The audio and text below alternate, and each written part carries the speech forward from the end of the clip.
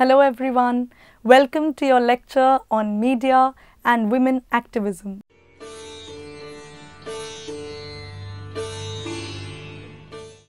This lecture is a part of your paper on gender, media and society.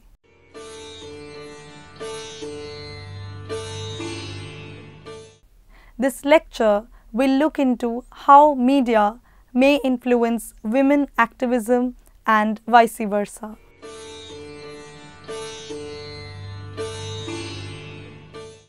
According to Rao, the historic phenomenon of subordination of women has been the very condition by which society existed, and hence the imposed inferiority of women has been invisible.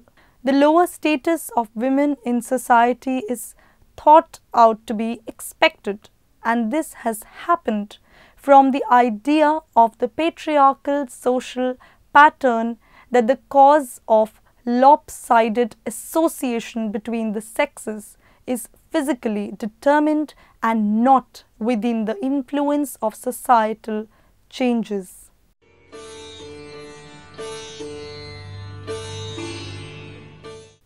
The function and position of all members of society is determined in relation to the requirements of the dominant group, and generally these are males.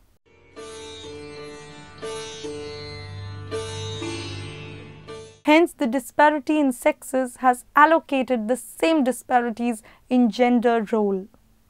Women are supposed to raise children, take care of domestic matters, whereas males make their livelihood outside the home. This emphasis on two spheres, one public for the men and another private for the women, has led to gross disparities between the two.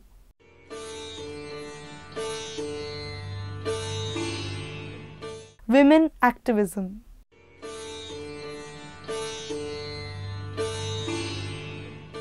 Gangopadhyay opined that women movements across the world have stemmed from some historical events or great happenings in society.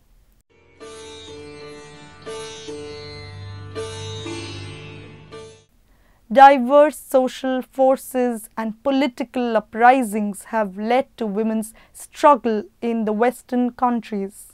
In most of the third world countries, women movements and struggles from colonial rule happened simultaneously.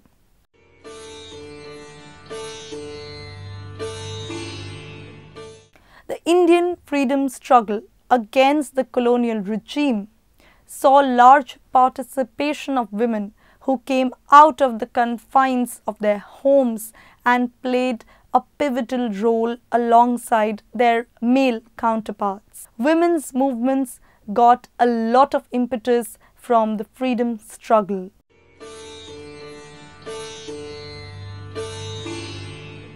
This also acted as a catalyst for rapid spread of awakening among Indian women, along with the positive influence of social reformers.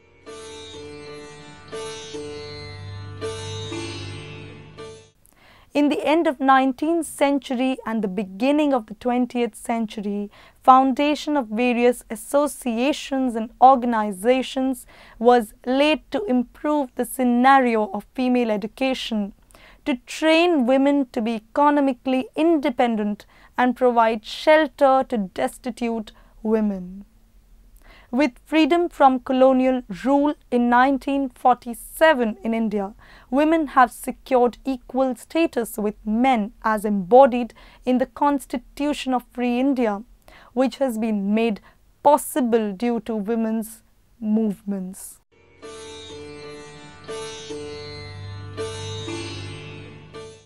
However, after independence, most women have voluntarily moved back into their normal domain, that is, the home.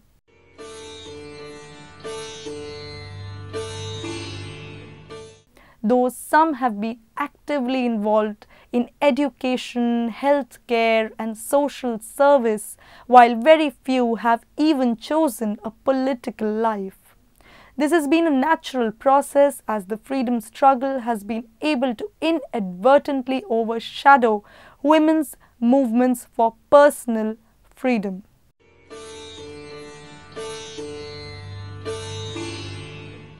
According to Luthra, after the period of nationalism, a little progress was observed in the movement for social elevation of women's status. Apart from women taking active part in militant sharecroppers movement like the 1948-50 movement of Telangana in the state of Andhra Pradesh and the anti-colonial agitation in the Uttarakhand area in the early 60s, meager amount of activity was done in the domain of women's rights.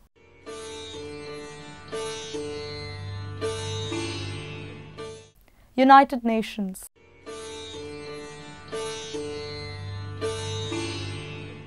The year 1945 witnessed the establishment of UN, that is, the United Nations. A new era dawned to spread awareness regarding situation of women worldwide.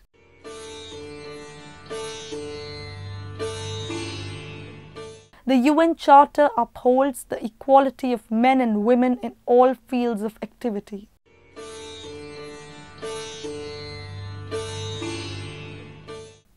In 1967, the UN General Assembly approved the UN Declaration of Elimination of Discrimination Against Women.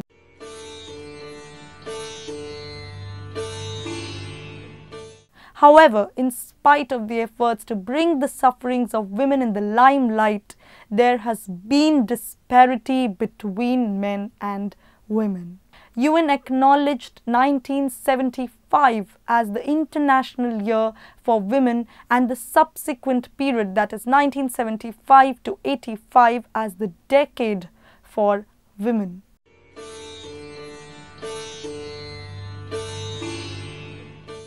This Decade for Women saw two major achievements in the form of two UN bodies exclusively for women: the UNIFEM, or the United Nations Development Fund for Women, which funds new and novel developmental activities which can benefit women mostly in rural areas of developing countries, and INSTRAW, which is International Research and Training Institute for the Advancement of Women, which envisages larger participation of women in economic, political and social spheres. The implementation of UN CEDAW, or the Convention on the Elimination of All Forms of Discrimination Against Women, in the year 1979 has been a milestone in females' human rights all over the world.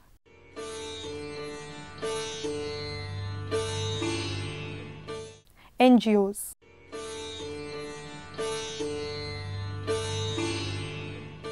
The worldwide movement for women's rights have really gained momentum from the entry of women NGOs, non-governmental organizations, which have suitably carried on various programs on the advancement of women in society. The women groups have been active all over the world.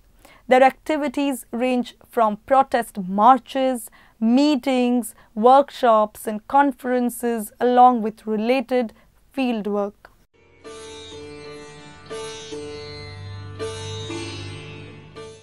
The visible forms and activities like protest marches, sit-in demonstrations and large-scale meetings are normally brought to public notice by the mass media. However, the coverage in media of women's groups has been insufficient in most cases and often ignored and sometimes even derided.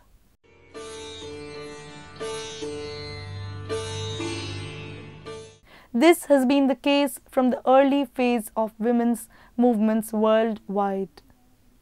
Anderson discusses about the efforts of Edward P. Morgan's What Really Happened to the 1960s, how mass media culture failed American democracy.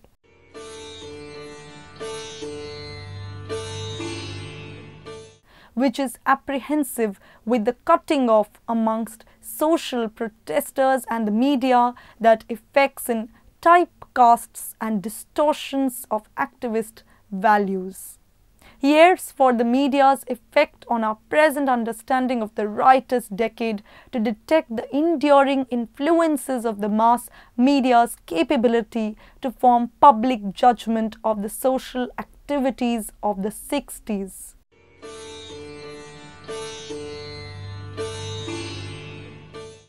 Here he speaks on how the media tosses the focus onto specific characteristics of a campaign while disregarding others.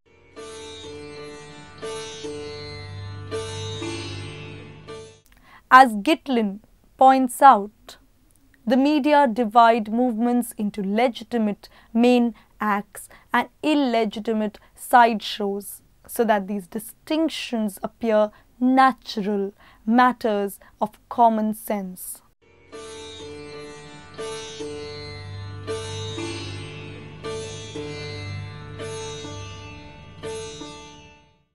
The idea of real female emancipation has arisen in India only in the 1970s. The autonomous women's groups emerged in the Indian scenario in the late 70s and came of age in the early 80s.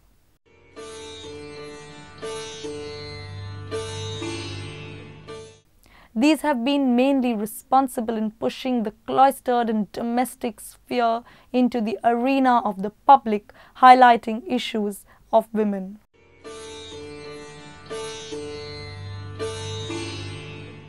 In the beginning, they have concentrated on violence on women, as these issues affect women from all walks of life. But they have also organized demonstrations, protest marches, general campaigns. They have been successful in attracting eclectic support of political parties for various issues on which they have campaigned and been able to make an impact on public life. According to Charco, widespread demonstrations, protests and extended campaigns challenged gender bias at its core. This was not only limited to state institutions like judiciary and social institutions like family, community or media, but also in progressive political parties who have failed to give due importance to women's questions. Media sometimes publicize serious issues related to problems and prospects of women. Luthra opined, the Indian English press has been an important instrument in bringing the issues of the urban Indian women's movement into the public discourse and in influencing legislation on women's issues. It is therefore important to look at the relationship between the press and the women's movements in India.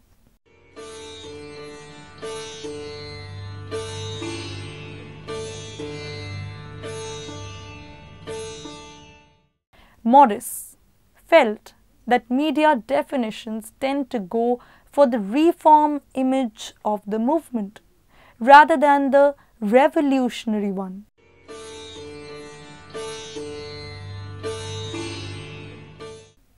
However, providing less coverage to women's movements in the media is not always an intentional ploy. These movements are not generally considered within the ambit of major parameters of important events.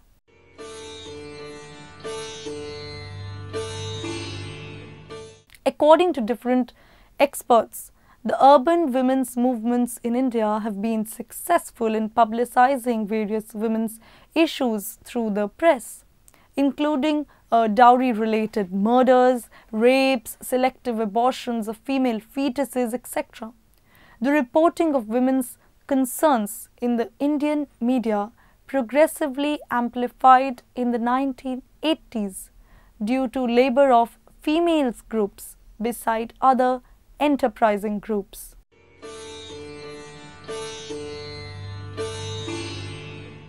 As Joseph and Sharma said, although the Indian press has been amenable to publishing stories on women's issues, it has often chosen to concentrate on the sensational and political aspects of the issues rather than the larger implications in terms of gender.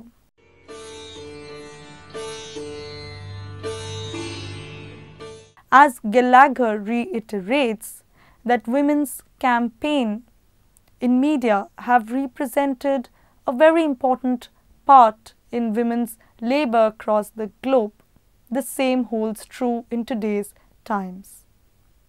They have empowered women to connect in their individual words and imageries through global networking, consciousness raising, and knowledge creation.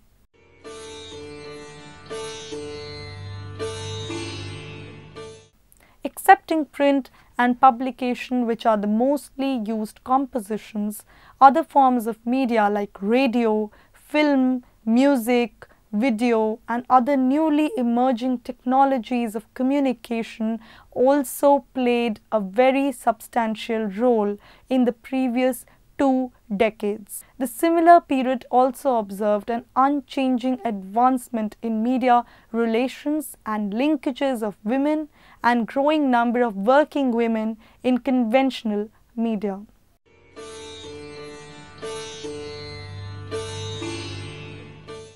Joseph and Sharma felt that different women's groups campaigning against rape, sexual harassment and domestic violence against Indian women resulted in an increased coverage of these incidents by mass media. The increase in the number of senior women journalists has had a noticeable impact on women-related subjects. Media has both aided and devoted space and time for propagation of different issues related to women by women activists. As Luthra points out, that the press of India adapted the activists' language and made it suitable for the readers.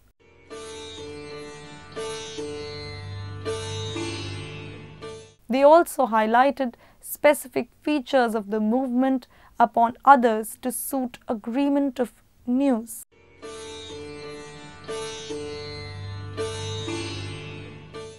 In totality, it reflected on the activists' individual explanations of the topics, and in the process, it didn't present a risk to the greater hegemonic structure.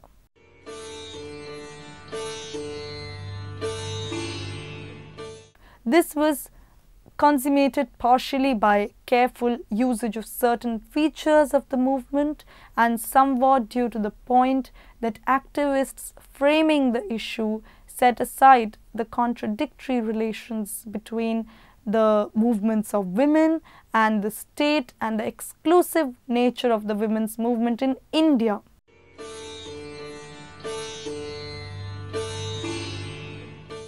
However, this has not been an unmixed blessing, as Gangopadhyay finds out, that ideas of women's empowerment have been spread through the mass media, with the media providing space for all kinds of images of women in society.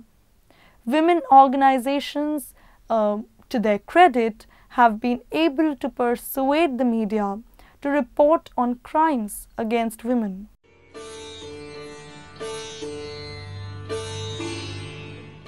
However, media has been sensational at times, and at times have been too brief while reporting on an issue.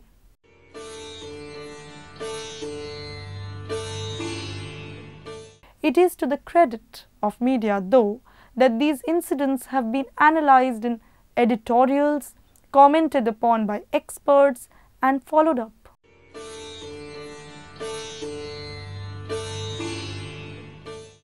Women activists joining the mass media as journalists have also helped, as they have tried to highlight these issues.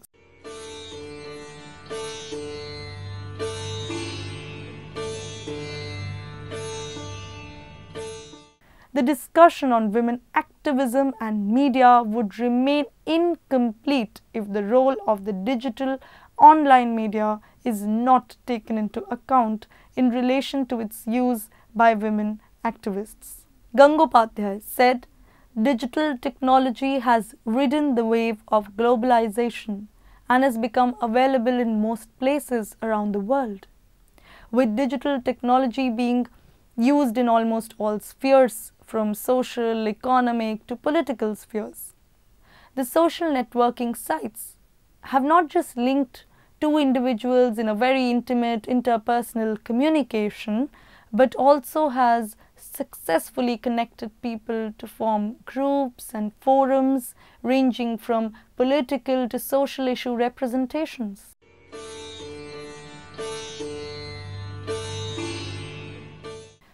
Lopes felt that the introduction of social media such as blogs, Facebook and Twitter as a new way to social network has become the new catalyst tool in the formation of social movements.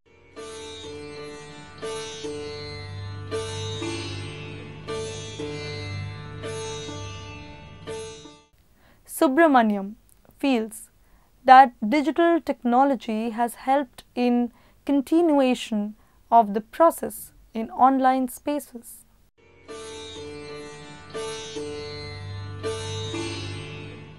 A sense of community feeling is developed among women when there is an avenue to connect with feminist networks across the world.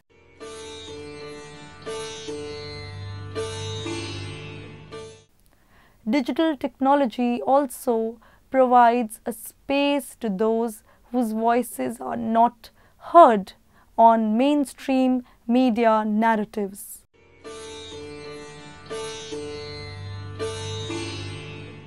Digital technology has helped in redefining a feminist activist by opening up spaces that encourage intersectional dialogues due to its democratic potential.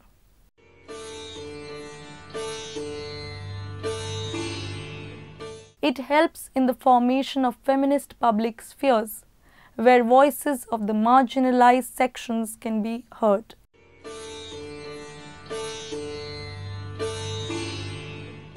Digital technology has helped women to form networks of solidarity and become part of different groups to raise consciousness while maintaining a state of anonymity.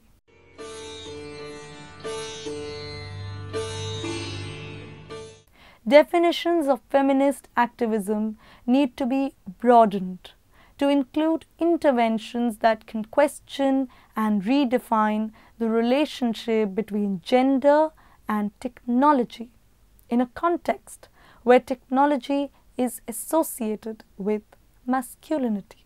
Studies need to be undertaken of the initiatives that address the exclusion of women from technology.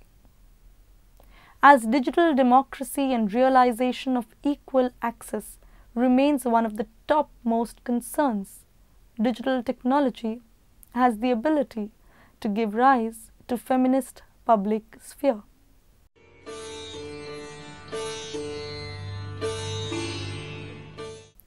Gallagher feels that the building of such alliances and the merging of women's diverse experiences of working with and in the media is surely one of the most urgent tasks for women struggling for a more diverse and democratic world information and communication system.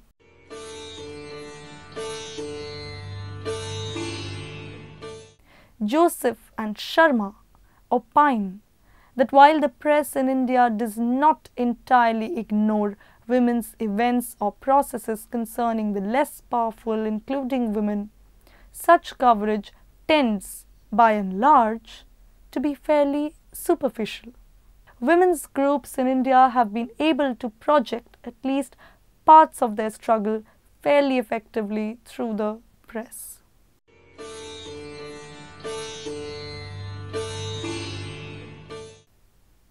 Anderson opined that social movements and media researchers have established that movement campaigners have constantly sensed that a story of activism has been somewhat lost in translation when portrayed through media.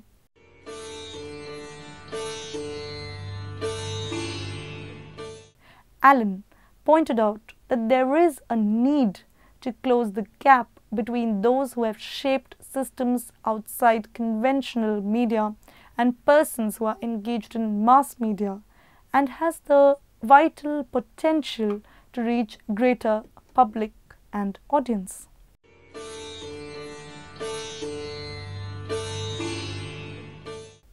There is still a wide gap which needs to be reduced. Hope you all enjoyed this lecture. For more details, please read the e-text of this lecture properly and attempt the questions at the end. Thank you.